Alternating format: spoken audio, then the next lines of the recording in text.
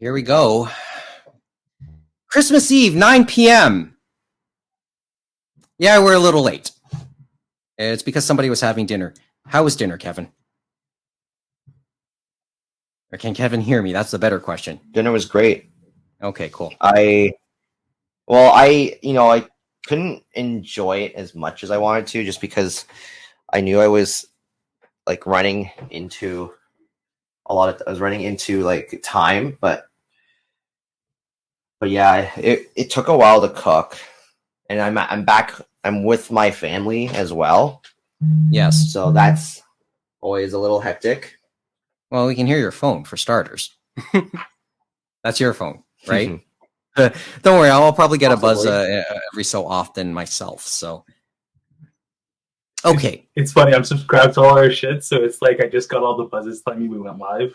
Mm-hmm. And are you watching this? Are you the one watching this? I have to make sure it runs, right? I mean, I'm viewer number 2 on Facebook. Well, let's see. According to this, yeah, there's 2 people watching on the Anime Roundtable site. I have no clue why. Are you one of them, Mo? I just said I'm one of them. Is there like a delay happening? Second, that's the one. That's my question. Are going to the supermarket, Mike, watching it in his Tesla. Oh man, if he is, that'd be hilarious. Okay, so here we go. Another our second attempt at a live stream, another live Space Heater chat for, as I said, Christmas Eve 2021. Friday night, it's now 9 p.m. Let's chat a little bit. Whoever's out there listening to this, thanks, or watching this, thanks for spending a little bit of your Christmas Eve with us. All 4 of you watching. 2 of them are Mo, I'm presuming. Somebody's watching on Twitch. Is that you as well, Mo? Have to make sure it's running, you know? Maybe it's safe to assume all 4 of them are Mo. Please. You know what? I just realized I may have made the mistake not to archive it on Twitch either. Oh man, dude! Then how are they going to see all the awesome clips? Yeah, there's a setting you have to go in Twitch, and it archives it. But if you're not a partner, which means you have to have, I think, so many videos and so many followers, it'll only archive it for like, I think 14 days. I have to double check it. This is like it's one of those things. Obviously, top streamers or anybody who has, you know, any number of streamers that are more than 1 digit will probably be able to become a partner and be able to have all that, right? I think the number is 50. Thank you. Okay, so at least a 5 and 0 next to it. So regardless, even if I'm able to archive it, it's almost redundant because, or pointless, I think is the better word, because it's just not going to stay. It won't stay up, which will be maybe a small bummer, because I think when I decide to start doing video games on this, Yeah, who knows if that'll happen. Like, they're not going to stay up. I hear you have the power of the PS5, right, Mike? There's a PS5 sitting somewhere over there in a box. You'll get like the full 60 frames per second, like unlike myself, right? Well, because I was on the base PS4 too. So well, yeah, it's that. I'm kind of there's a bunch of things that I still have to kind of go through. And to the people watching this is just like you're getting a sense of some of the plans that we are hoping to do in 2022. The least of which is making sure we can see Mo.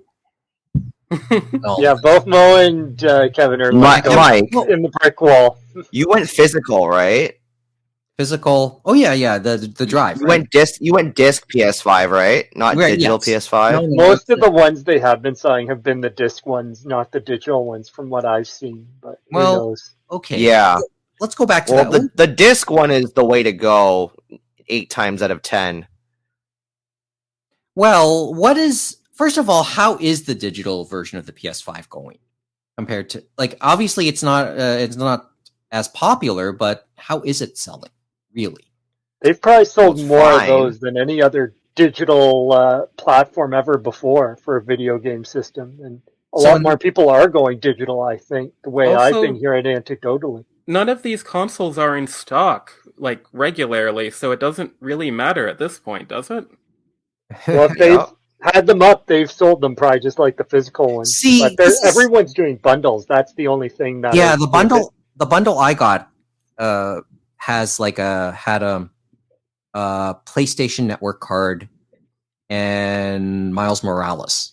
So the Spider-Man game, Yeah, which is only Amazon well received. Best Buy only as well, Amazon's doing solitary console sales at the moment, and then maybe Best Buy at times. Well, I didn't so far consider. as I'm aware. Yeah, I didn't. A lot of them are throwing extra controllers, games, and that I know, and accessories. Well, that too, and the price difference between the two between just the base console and the two items that were included, it was a $110 difference. So figure in 50 of that for the PlayStation card, for the PSN card, and then figure the remaining 60 for Miles Morales. And that wasn't too bad. I know for you, before tax, right? Sorry, you're paying $740 before tax, right? Yeah. And it was, and it's the Ultimate Edition apparently that I have. So it's like everything with the DLC, with I think the DLC that had come out over time. Yeah, no big deal. But I heard that's a really good game. So, I mean, I think it was considered one of the top games during the launch. But you can usually count on Insomniac to put out a good game, but then it technically came out. Wait, is this actually the sequel game to the PS4 one, or it's just like the PS4 one plus more stuff? It's PS4 one plus more stuff. Basically, that's what it is. Yeah. Okay. Really? And they've been doing different. Like the only new game that they had of all the bundles is the Ratchet and Clank one, and then they've also done a bundle with Ghosts of Tsushima. Which coincidentally are the other two games I've bought since then, and they're sitting beside the PlayStation. So you are planning on playing this game console then? At some point in the very, very near future. It's just that there's a lot of other stuff to eventually go through. Let me backtrack for a couple seconds. Because I was going to say, I hope you bought those games on sale because Boxing Day is coming up. You could have saved yourself some money if you're not going to play them right away. I get that. A lot of them are on sale and Black Friday. The Boxing Day sales are going now. First of all, what's considered a good price for Boxing Day for those two games? $59.99 is what Ghosts and Ratchet and Clank. A lot of those newer games for PS5 are going. Some of the ones that were at launch, like Demon Souls, are $49.99. That's the best for those type of games. What's the other big one that's on my list right now? Oh, Final Fantasy VII Remake with the Yuffie story is around, and that's, I believe, $55.99. You're seeing that now. That's the Boxing Day price. I don't know if those are good deals, because the hell do I know about these things? See, it's a decent deal if you're going to actually play them when you buy them. Yeah.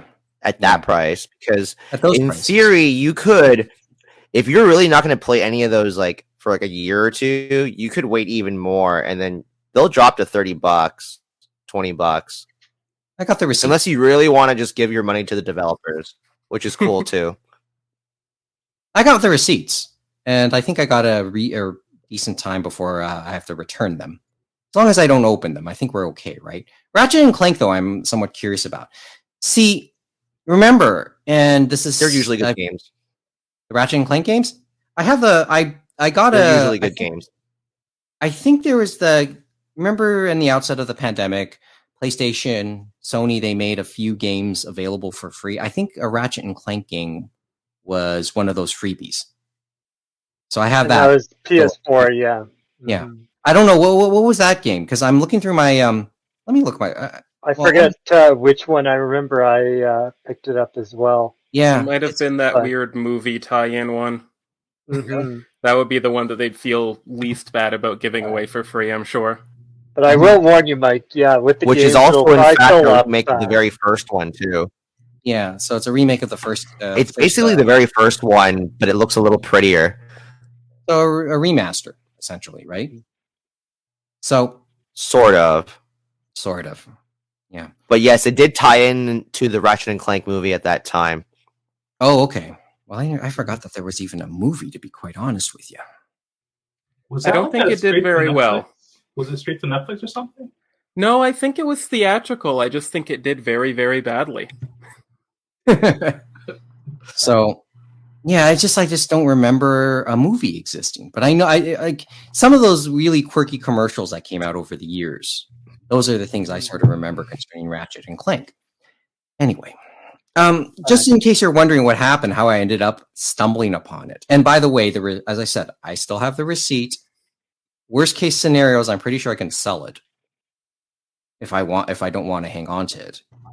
Or worst case scenarios, Not pretty sure. You can definitely sell it. Yeah, you can probably You sell can it. definitely sell it. If you leave it on your balcony or outside somewhere, someone will take it, I'm sure. Well, I'm high enough anyway. Somebody would have to be You Spider-Man. leave it in your balcony and I will come and take it, Mike. But the thing though is, yeah, you're going to need memory for that. I heard it can't fill up with the SDD, but at least you can now buy some SDDs to put in the extra slot, which is nice. I can tell you one feature you can't use that is on the box that has to be some form of false advertising, which is they advertise 8K. You can't do that yet until they make that update. And I still wonder who's going to be playing in 8K. Well, the other thing is, how many 8K TVs are in the wild right now? That's what I was wondering too. It's just like they put it on the box and I'm like, but we haven't even really got to play in 4K yet. Mm-hmm.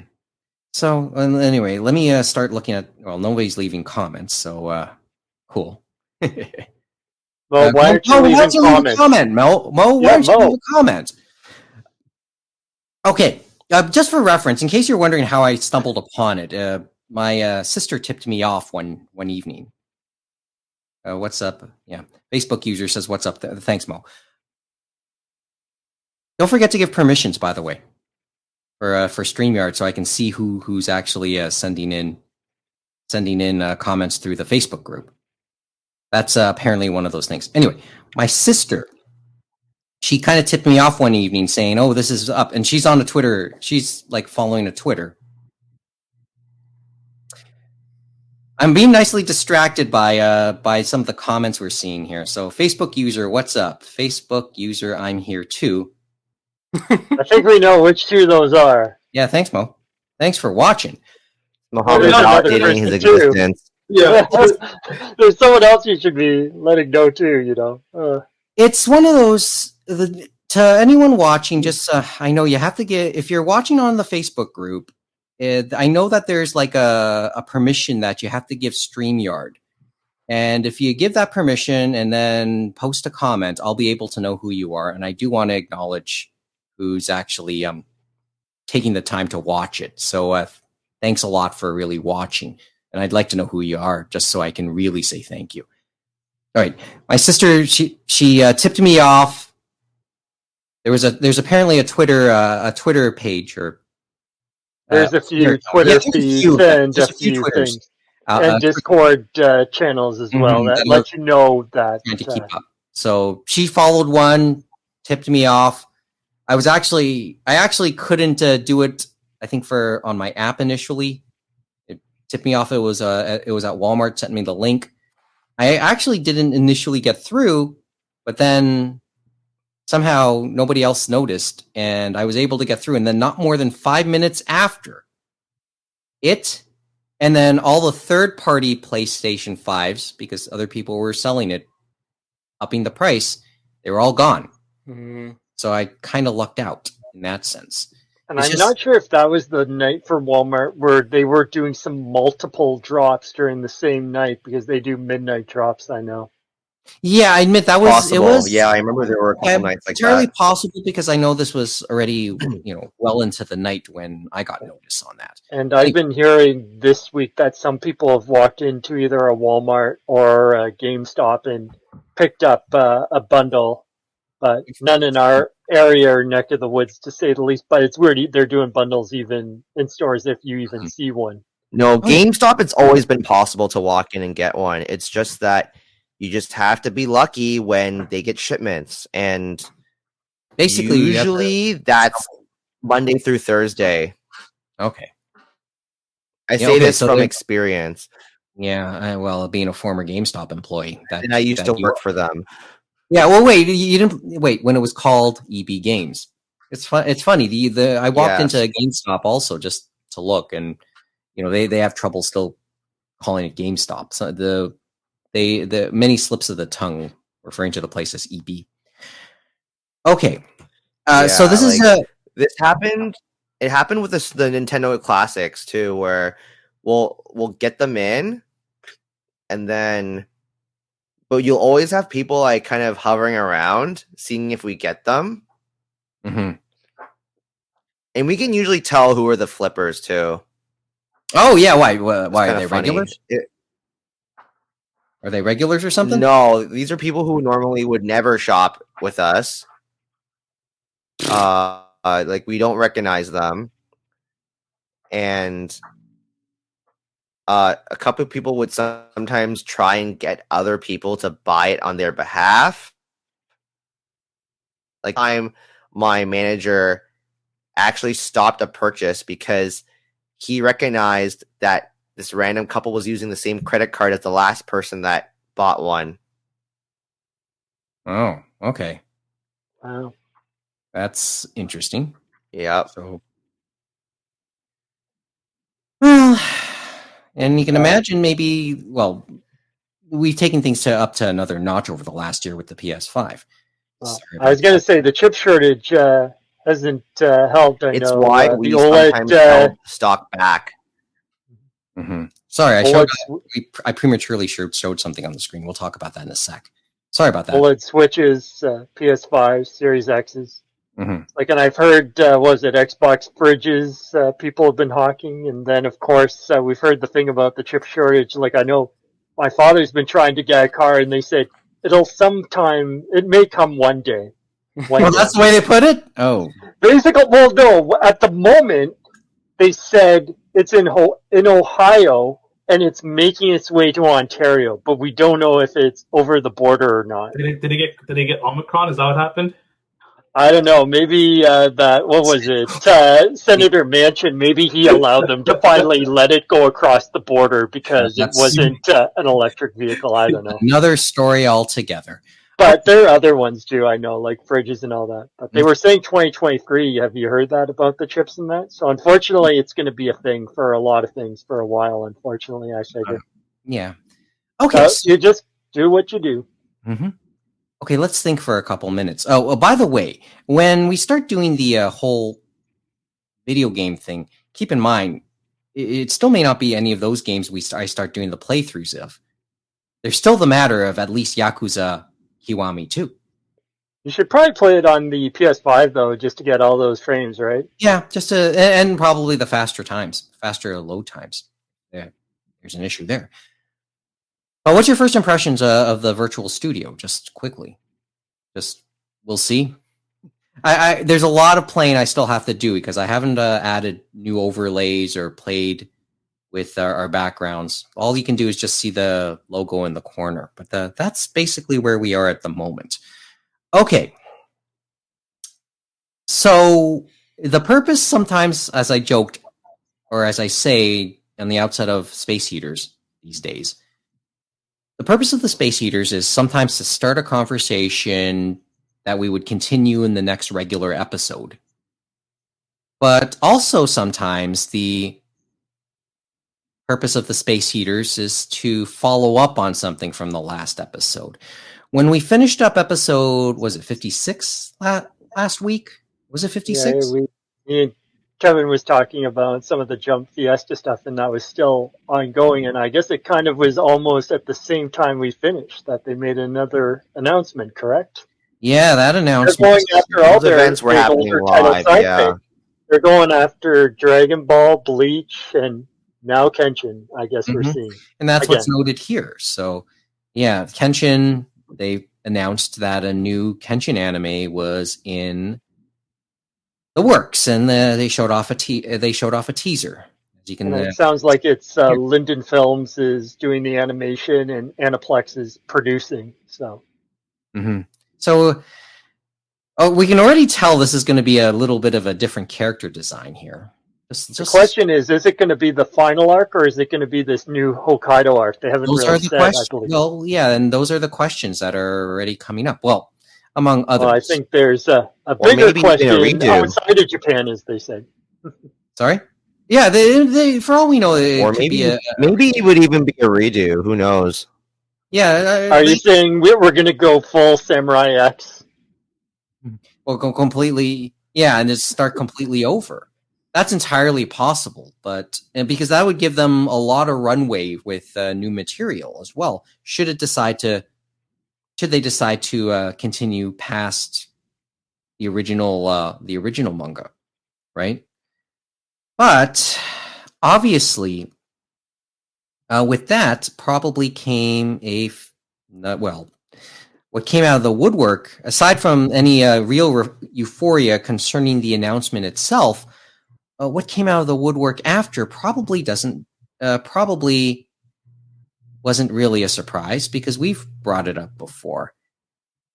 And it was more outside Japan, it seemed, didn't it? Well, yeah, the talk was more outside of Japan, and it was basically this. A lot of mixed feelings about Kenshin, and we know the creator, why. Of course. Well, we know why, obviously, but Brianna Lawrence here obviously kind of touches on it by talking a little bit about, we've brought it up, Watsuki's past. In 2017, he was charged with child porn possession. And he's been very much in the background since. And we've had these conversations before when talking about Kenshin, and I think we had a version of this conversation when the last two live-action movies came out earlier this year. I feel like when we had that conversation with the live-action movies, it's interesting. Netflix brought those over, and we talked about the creator, of course, and that it kind of feels like he was able to come back, continue on with the Hokkaido arc, and all this stuff. And it felt like Japan. It's like. It was very odd that they just couldn't let him come back that soon. But as we talked about some of Jump's history and stuff like that, it doesn't feel as odd, even though it feels not that great a look. Even though maybe the people that read Jump don't concern themselves in Japan. But it'll be interesting for this anime. Is there any takers? Does Funimation, which is a part of Sony in that, are they going to do it, or are they going to pass, and then is Netflix going to pick it up because they picked up those movies? But it's a can of worms, to say the least. Yeah, and they should just let Aniplex of America take it. And go premium. They get enough shit anyway. Like they get enough criticism. What's another thing to criticize them for that they're not going to care about? Well, that's where I guess the other always thing complain is, about how their stuff is, but people will still buy it. I guess that's the thing. We never know the numbers, right, and stuff like that, of how many, I guess, eyeballs are on a property and stuff like that. So I guess it's a question: are there enough people like us that have our voices raised that say we will talk and walk with our money, right? So I don't, yeah, and. I don't think any U.S. or foreign company should deal with it. I know they probably will eventually, but I was disappointed in Netflix. I will be disappointed in Funimation or Aniplex or anyone who decides to do this, because I have my issues with Japan, and it's not even really the Japanese anime or fandom spaces. It's the Japanese system of being, like the government, the laws. But I think it's a moral failing for any, especially North American company, to support this property. Yeah. And I think that's where Viz a lot is of Why still Viz dropped Hokkaido arc? Viz is still dropped it, so they haven't published anything since. not physically, not digitally, as far as I know. It's not. And It's that But must have been an interesting But decision. they given allowed that the older Kenshin stuff to stay in print, though. Although now Really? it's questionable because some of those things are going out of print now. Like I know some of the Viz Big Kenshin volumes are out of print now. I wouldn't be surprised if they just let it stay out of print at this point. But you could still read Kenshin on the Shonen Jump app. They didn't Mhm. take that down. Yeah. because I wonder how much, say, Shueisha and all that has in that calculus and stuff like that. So that must have In been a terms of big thing, at least on their end, to say, no, we're not going to do this anymore. the so like Shueisha for in terms of like walk me back for a couple seconds here. Because remember, Shueisha Shigakukan, they have Yeah, they're the- ownership in Viz in and stuff Viz. like that. So telling your parent company, even though, as Kevin said, for some of these companies where they still have to license, even if it is their parent company, there's probably still like that business relationship in there. And them probably us trying to explain our reasoning behind it, depending on who you're talking to, right? It's probably like talking to someone from Mars. Mm-hmm. And it's sad sometimes, as Geoff was saying, right? That hopefully if we keep the discussion going, maybe something will change. Mm-hmm.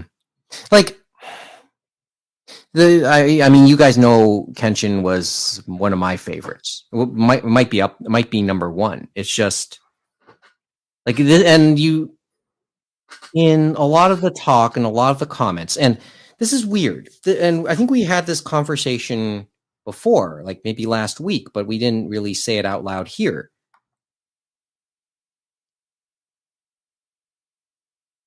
This type of stuff has only become known to us or more widely talked about since this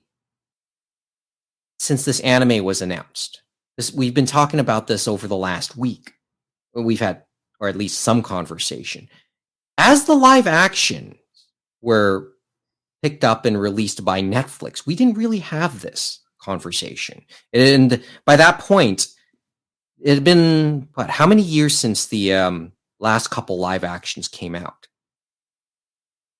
and we weren't having that conversation earlier this year.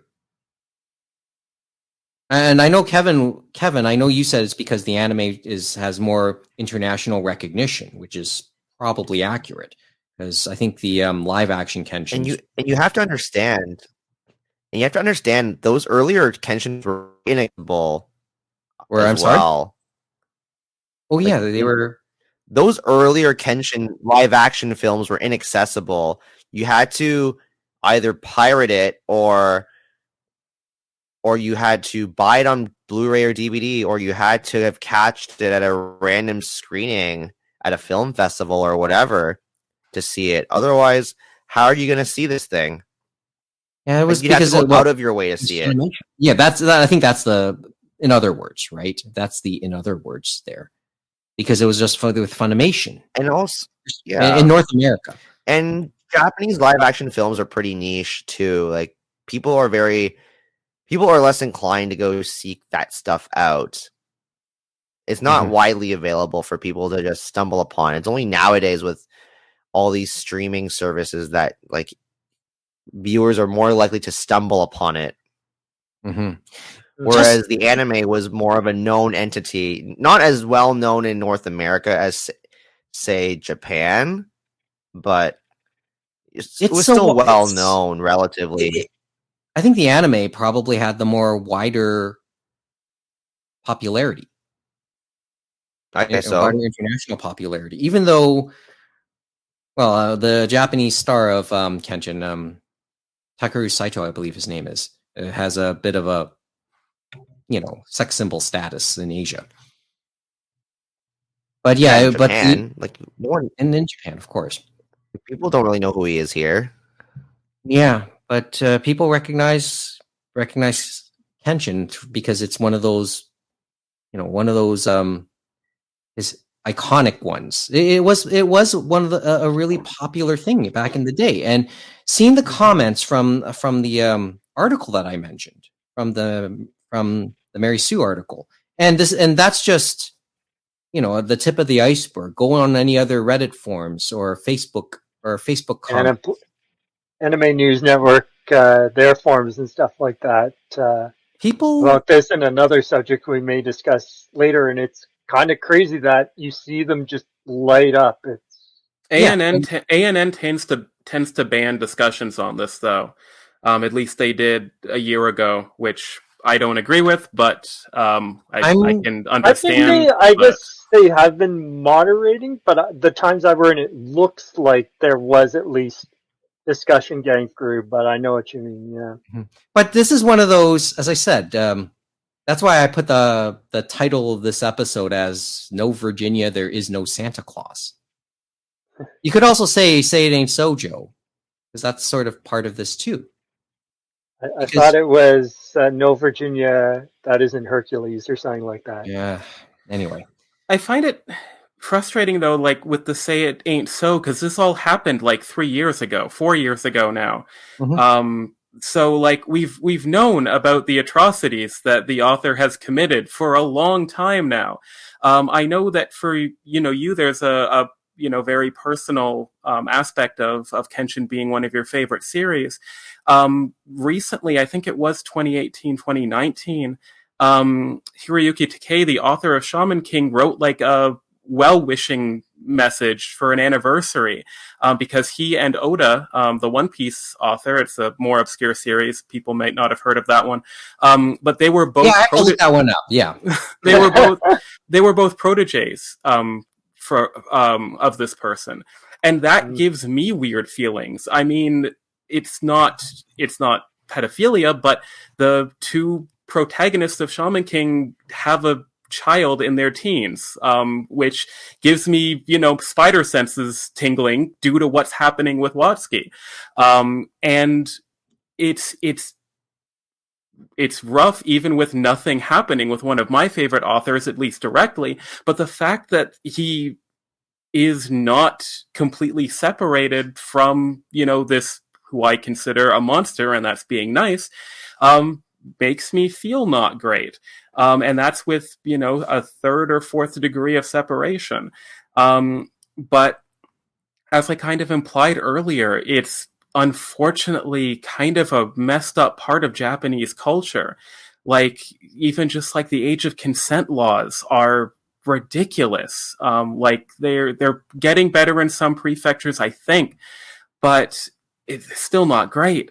But it's amazing to me that with how global the world is getting, that there hasn't been all that much change in the perspective, at least widely enough, that, this, monster is charged and it's $1,700. Or it's $1,700, right? So like that's so cheap. Like there are computers that you can just go and buy for that much. And that's all the punishment there was. And there was like probation, not even like you're fired. But please don't come to work for 8 months. And that's it. I forget if it was, the Toriko or the Act Age, Toriko was one, and then as you said, the Act Age author, right? So we had those two in the same. We had these, we had this conversation earlier this year. So why didn't it happen?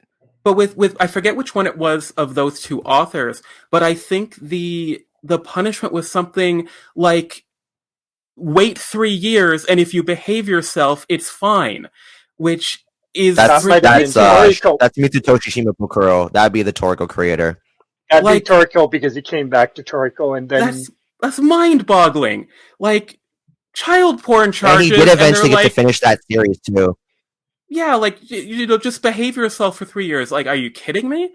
And I think the recent, I forget what series it was, but the recent link that you shared, the author was so blatant. It's like, where else am I going to get child porn than Germany? It's like, that's your excuse? You're telling the police? That is Gyoko-chan, which we'll talk about later. But we can bring that into the conversation. It is thinking of what Geoff said, it is concerning too about the degree of separation, because some of these authors, they're in the same Jump ecosystem and they're friends, they're mentors and all this stuff. And it just leaves you shivering, wondering what's behind the curtain. You know what I mean? And the other thing is, as he said, like, it's barely a slap on the wrist of what they're getting if they had been anywhere else in the world. And if they had, for example, been caught with marijuana, for example, they would have been persona non grata, which is kind of ridiculous. Well, this is the other part of the conversation, right? We have seen in recent times reports of even stiffer sentences for more pedestrian items. Anyway, here's the Kenya Suzuki, the creator of Galco-chan. That was earlier this week. The headline kind of speaks for itself right there. But I think it was, as Geoff said, just more concerning about that. He was importing this stuff, and he was importing it from Germany, and that in itself is just like, what in God's name is this man doing in... First of all, why is that even in Germany to then import to another country? God forbid if it was importing from Canada. I'd hope some Canadian authorities, you know what I mean, went and shut that operation down. But Christ. Well, Oh, so let's... it's sad. And that was like, I mean, that was real stuff, wasn't it? From what my understanding was for that Galco-chan author, Kenya Suzuki. He was importing I think actual so. photos and stuff like that, which was even more disgusting, to say the least. I don't know what images they were, but regardless. Needless to say, very disruptive. The minor difference here is that with Watsuki, he was in possession of it back when it was still legal to have it. That's the technicality. And that was the technicality I remember. Whereas in this case, and so he should have, quote unquote, I guess, shredded it, and it was okay. Mm-hmm. Sorry, Kevin, finish your thought. Oh, I was saying, it's because when Watsuki had possession of it, it was technically legal at that time. Because Japan only made it illegal because they were going to host the Olympics, if I'm not mistaken. Whereas in this case, with it. Okay. Yeah, that was probably, they were forced to, but in this case, it's already not allowed, and he's bringing it in, so of course he's going to get the hammer on him. Well, there were a few layers, I guess, to this Galco-chan story, though, too. I guess with Kenya Suzuki, which I guess made some people very concerned, because originally, before this news came out, he was reported, I guess, missing and stuff like that. Mm-hmm. And so they had reported that a manga creator, Baton, reported on Twitter that the last week he was reported missing to one of the police prefectures. And so I guess people blew the horn. But then he somehow shows up here, and he was arrested, I guess, in another prefecture. And I guess there was contact, like no communication between them. And then that makes some people like, why was I trying to find this person when obviously then you find out the truth, right? And as Geoff said, the statement is, I don't even know what to say about the statement. Like, but the statement is almost like, oh, I need art references to draw more of my more realistic child porn. Like, I don't know what he was trying to go for there. Like, that's the most charitable idea, and it's still abhorrent. Like, it's mind-boggling, and like the hammer that they're gonna get is a soft inflatable one. Like, and that's concerning when it says, as you said, upon arrest, he says, Suzuki said, desperately want to acquire nude photos of foreign children that can't be acquired in Japan. And then saying that they confiscated 46 books and publications allegedly containing this stuff at his residence, which, like, I don't know what more evidence you need to give a stiffer sentence, you know what I mean? But as you said, because it's Japan and their laws, something needs to be done, but there's no moral compass or no, like, as a group, as a Japanese society, to move and make those laws a thing, even in their diet, which is kind of disturbing. Like, unless there's some outside pressure to make that happen, they're probably not going to listen to us, right? Or foreigners. I'm sure there's some moves within Japan, like, I've lived in I'm Japan. sure, I I'm have sure many. there is. I'm just not sure what their options are, right? Yeah, like I don't know what I think the main thing is that Japan is so slow and resistant to change. Like I'm hoping, like I'm giving a huge benefit of the doubt that, like, I don't think the majority agrees with these things. I think they just don't want to change the books because as much as Japan is sort of famous for paperwork, they would rather not do it. And I know what was it? We talked about Love Hina's creator talking about freedom of expression. We've heard them talking about laws and stuff like that. But regardless of what they think of certain things in Akiba, like the hentai and all that stuff, at some point they have to look themselves in the face, you know what I mean, and do the right thing and actually stiffen these not fines, just stiffen the sentences in jail time and stuff like that to make sure that they're actually going after people that, you know what I mean, are doing these perverse things, you know what I mean? Mm-hmm. We can just, yeah. I mean, this is a longer discussion, which unfortunately we've used too much time before getting to. And unfortunately, it's like we can speak about forever and ever, and we're probably going to tangle ourselves in knots and say the wrong things. Mm-hmm. Just like the ANN thread. Yep. I can and maybe will talk about this idea more in the future, but I did want to say before, we seemingly move on, that I firmly believe that death of the author does not apply when the author is alive. It doesn't always even apply when the author is dead, but especially if the author is alive, I think that,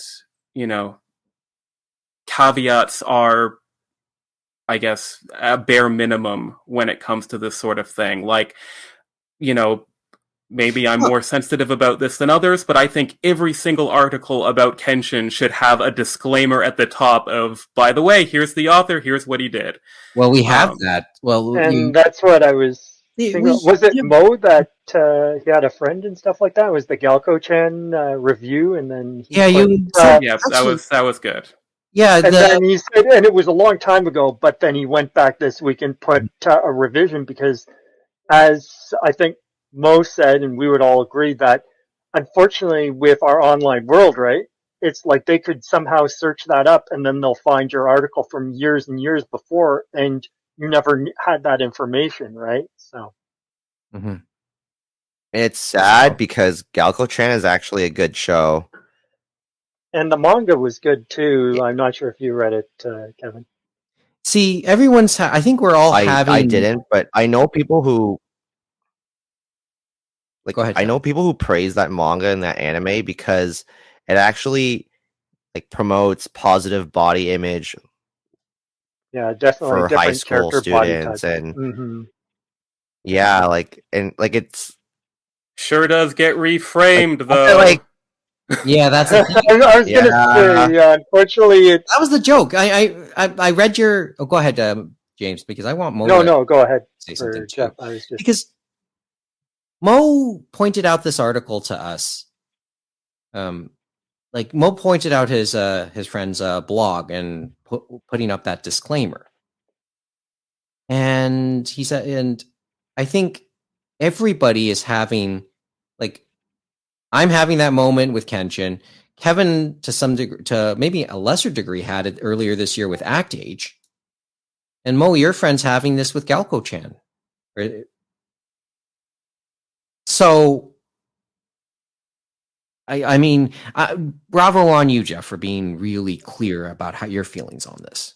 I mean, that's the right feeling, right? That's the right feeling. That's the correct response. Right? It's the correct response. It's I have to detach myself. So basically, where I am in terms of Kenshin is a withdrawal. That's the ultimate thing we can do. But do you think that's for me? Do you think that's the right call, Geoff? Because part of the reason I'm having this Space Eater chat tonight is counseling. So I need this is me saying this could be my Kenshin Anonymous moment. So just to let you know, Mike, I know you already have the DVDs and probably the mangas. So if you've already have them, if you want to enjoy it just for what it is, that's fine. But at this point, going forward, probably if you don't want to support the creator, Watsuki, then best thing to do is just not throw money that way and speak with your money. Probably that message may not get through, as we know, because probably they only get so much anyway. But still, at least the So he should just licensors pirate and it stuff then. like that will understand. I know that's the other problem is Could that be the justification right there? Your justification for the pirate. Sorry, Geoff, I kept cutting you off in this whole Go thing. ahead. Or you just don't watch it, which is also like the more moral thing to do, really. Yeah, go ahead, Geoff. Sorry. Well, regarding even like watching it, like I don't even think that's necessarily the worst. Like, because of proximity fears, I've run the scenario through my mind if this would happen to Shaman King, and I think that in my mind, I would think, yeah, this was still one of my favorite series. It has been, but I would take down my wall scroll. I would pack up my books. I would still think about the series fondly, but I would stop talking about it. That's sort of like, even doing this podcast is a little bit weird. Like, oh no, I'm advertising Kenshin. I feel gross about this, which, I'm going to admit to, but I do think that having the discussion about that is also important.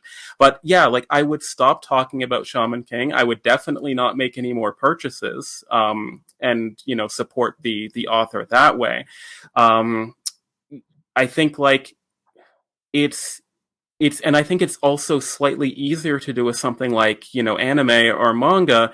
Like, again, one person necessarily isn't going to make a difference, but it still seems like a bigger impact than, trying to boycott J.K. Rowling, which I also agree with. But that's, there's such like a base of power that woman and that franchise has that it's like, okay, this seems futile. Making a stink about Kenshin seems a little bit more possible. Or Toriko or whatever, Actage, Gelgo-chan or whatever it's called, like, it seems a little bit more, even though it's a different, even a further different culture than the UK or the US, it still feels a little bit more significant, or at least a little bit more possible. But yeah, like I think that whenever, and as I mentioned, sort of if you do need to bring the series up, unfortunately, always bring up, the negatives of the author as a caveat. Like it has been sad, and I guess this is a weird, slightly personal thing. On dating apps, if I see I love Harry Potter without a huge caveat underneath that bio sentence, then I skip that person. Like it's not going to happen. And not that I see a whole lot of Kenshin love on dating apps, but if the same thing happened, I would be skipping that person as well. Well, keep in mind, being an anime fan on dating apps sometimes, depending on who you're looking at, can be a turnoff. I'd like to think that's changing. That's slowly too. changing. Yeah, perhaps. But yeah, and thank you for bringing up J.K. Rowling. So once again, there's that line, something being too big to fail. That's where Harry Potter is, isn't it? It's interesting. I know that there's a reunion special that I think came on Crave and HBO Max over the last. With the three leads, which is the three leads, but notably absent is J.K. Rowling herself. Yeah, but she's still getting money from that. No, and it's also, I mean, those three actors have been really good about, acting against her. So it's a little bit disappointing, but they need new boats or whatever. Well, that's where it gets interesting, and that's some of this. You'll have people who want to call them too woke, right? There was an opinion piece by Rex Murphy from formerly of the CBC. He's now with the National Post, and he went after those three, calling them ungrateful. Yeah, I've heard a lot of that. I've heard a lot of that whole ungrateful argument in regards to those three, because like she made them who they are. But I'm like, that's dumb, right? You can agree that's dumb. That just because someone puts you on doesn't mean you owe them your everything. Especially in the face of, horrible behavior. Like, Exactly. you know, if your parent murders someone, you can, I guess, still love them, but it doesn't mean you have to be, you know, praise them at every opportunity. And you don't have to invite them to Thanksgiving anymore. And you don't have to give them billions of dollars. I'm not saying Rowling murdered everyone. It's a more nuanced situation than that. But, you know, ungrateful is a very silly description of them, considering they're still doing things like this. They're still getting lots of residual money from the Harry Potter franchise.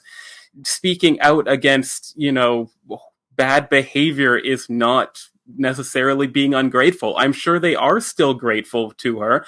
They're calling her out on saying stupid things and supporting stupid people. And causes, for that matter. Yeah. Right? And maybe they feel they can educate her or something like that, but I don't think that's likely going to happen, unfortunately. I mean, that's the parallel right now to the Watsuki story and I have. think about It's the age gap, too, for those ones. Yeah. But, I mean, to anybody listening and because- watching this is like, you're asking me what's the comparable with Watsuki? Like, the closest would be J.K. Rowling, because they're having that, like, a lot of Harry Potter fans are having similar moments as they've grown up, as they're now grown up. I mean, that's an interesting question. So if like more Kenshin were to be made, but like by a different creator, would that be okay? Well, that comes back. Doesn't that start to come back down to taking the copyright away from the creator and then just giving it to which has happened with Earthworm Jim recently, actually. Oh, so I was wondering if that could even happen. Interestingly enough, another case of transphobia, the original creator, incredibly bigoted person, which is really a shame. I sort of like the games, but I really liked the cartoon growing up. They recently announced they're at least really trying to start to do a new Earthworm Jim cartoon. And they specifically asked, I think it was one of those Sonic the Hedgehog style, like in-character Twitter accounts. But they sort of asked him, like, you know, do you support trans rights? And he's like, groovy, yes, or whatever he said. But they asked some of the creators, and they said that the rights were completely taken away from the original creator. So with Earthworm Jim, none of the money is going to that original creator, which is great. Like, I wish that series all the best in the world because of that. I don't know how that sort of copyright law would work in Japan, though. I would suspect that all money would still end up, not all money, but a portion would still end up going to Watsuki. So I'm not sure how that works with Japanese law, unfortunately. But that would certainly, I think, make it better. But the entire rights would have to be taken away. Otherwise, if people still bought a copy online or, you know, direct ordered from an online retailer or something, then that money, like if they were inspired by seeing the new series and wanted to go back, then they're still supporting someone who should not be supported. Yeah. As I said, I think we'll have this discussion again. I mean, it's a tough thing. Huh? Let's hope not. Well, I mean, I want to say, I think we said that before, right? Yeah, new anime. I It constantly. would be great if pedophilia goes away in Japan tomorrow, and they just, you know what? Let's raise the age of consent to like a reasonable 17 or something. As you know, Geoff, Japan likes to keep the borders closed and the walls closed because, as they say, in certain areas for the host clubs, and then for ladies and gentlemen, they don't let the foreigners in certain areas. That's for sure. So I accidentally went to a host club once, and it was a very man, was it a very? It was small. It was classy, but like it was very weird because like I think there was just like they weren't expecting anyone that day. Like they had like a birthday party for one of their staff that they were starting to create. There was 2 foreigners there. It was a very weird experience, but that's a story for another day, maybe. And I could tell you about love hotels too. I think, what was that? I think it was Chris Broad from Abroad in Japan and Sea Dog, and they were going to different just to see what they were like. And I think it might have been Osaka, but they said certain ones, even though they said they had an ordinance saying that you could allow 2 men to go into the same room, right? some of the higher class ones would not let them into, like, they said, no, not you guys, and then kicked them out. Whereas the ones that were not as nice gave no fucks. They just let them in. Even the photo booths, even the arcade photo booths have no two guy stickers and signs. Really? That too? The Pitakuri, whatever. In the arcades, short form did. Yeah, there's big signs that say boy girl circle yes, boy X, girl yes. Wait, girl yes, and that's what. They're not. Two girls could go in. They probably would allow, which is so. It's like, what the heck's going on? Why can't two guys go? Like, come on. That girls aren't going to do anything. For reference, that's the instigation of one scene in Yakuza, by the way. Okay, and by the way, after all of this, I guess I know I have a bunch of other distractions to come, like the PlayStation, and ultimately play something more wholesome, like Yakuza. Anyway, as I said, just something that stuck out to me, and I don't know what else to say, and it's kind of a depressing thing to bring up on Christmas Eve. So, oh shit, that's today. Yeah. Well, we have a few more hours until the big man comes and breaks into your house there, Mo. Well, keep in mind, looking out the window, we had a white Christmas Eve, but we're not going to have a white Christmas. Question is, did we check NORAD's Santa tracker to see where he was? Say that. Better watch out. Better watch out. Can't believe NORAD's tracking Santa. That's terrible. Yeah. Anyway, okay. Before we go this evening and let everyone enjoy their Christmas, and as I said, we'll be back. We'll be back a little bit, like just before New Year. We'll be doing one more regular episode and go through a few more headlines. But I do want to at least end on one kind note, and I'll let James choose that note, because you want to at least bring up one or two things before we went. Well, I was just one positive note to say that not all manga creators or anime creators and all that are terrible people and stuff like that. There are some great people, creative people out there that are nice and we can support. And one of them we had talked about, obviously, earlier in the year was the creator of Berserk that unfortunately passed on. And we had mentioned, that the new volume, the final volume with all his final chapters that he created, is basically coming on Japan this month, which probably came out this week. But to celebrate that, in 3 papers around the world, so they did New York Times, Asahi Shimbun in Japan, and then Le Mode in France. They took out a full page ad in each paper to celebrate Berserk coming out. And then for the French and the American ones, they said it's coming in summer 2022. So Dark Horse was the one for the New York Times one saying that. And as Mike's scrolling through, I cannot think of any other manga or anime where something like that happened, where they took on a full newspaper ad at the same time, not just in Japan, but like elsewhere in the US and in France, because that just tells you the reach that this man had and the inspiration he brought to so many hearts and so many people. Yeah, I guess as we begin to end 2020. And those are pretty striking, aren't they, as you scroll through them all and stuff like that? Those are the ads, right? Yeah. Mm-hmm. So, summer. And now the talk begins as to whether or not this will be the end for Berserk. And I guess, as I said, maybe a discussion for another time. I know it's Christmas, and I know that I'm copying out a lot of the way on some of what we're talking about. But we just want to, as I said, get everyone else used to the new surroundings here on StreamYard. What'd you think, guys? It was pretty good.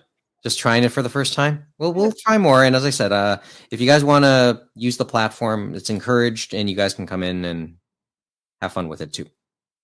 And of course, we have more programming to eventually add in 2022. As I said, most of you guys are seeing the tip of the iceberg, what's going to be planned, and some of the changes that we are doing since we have yet to really unleash the stuff we're going to use to help us through the latest in the programming, right? The latest stuff we're going to be doing.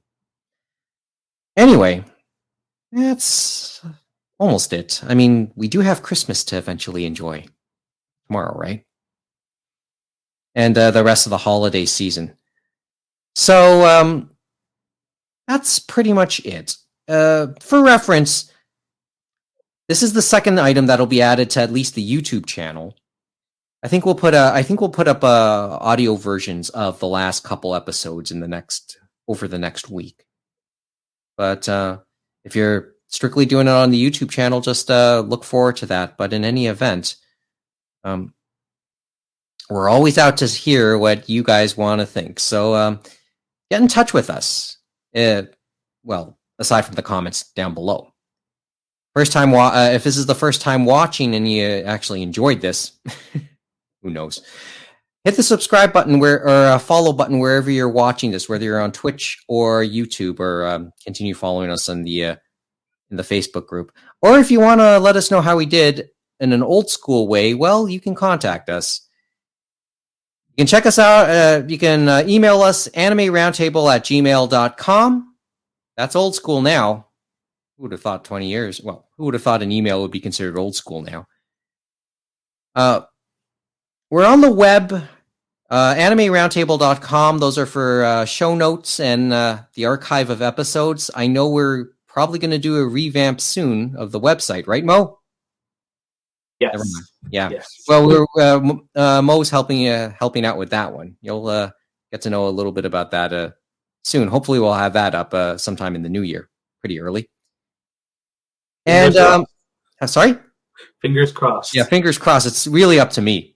that's a big. Anyway, we're also on Twitter and Instagram. Anime Roundtable. So you can keep up with us on those, just to check our opinions and for information whenever new episodes come up. And of course, we are a podcast, so we are on Spotify, Google Podcasts, Stitcher, Apple Podcasts, and you can leave reviews there. So wherever you get it, please leave us a review. So as we say, the algorithm can shine its luck on us. Right, Kevin? How many stars? Yeah, I know, this is the gag. A lot of them. Yeah. Well, A lot The of real stars. question is, all the kids want to know, when are we on TikTok, Mike? oh God. And you Could be, can actually leave reviews on Spotify now. Oh yeah, that's the thing. You That's can something rate- they added. rate Nice those to now. know, yeah. Also of note on Spotify, we do have a playlist. We'll put that.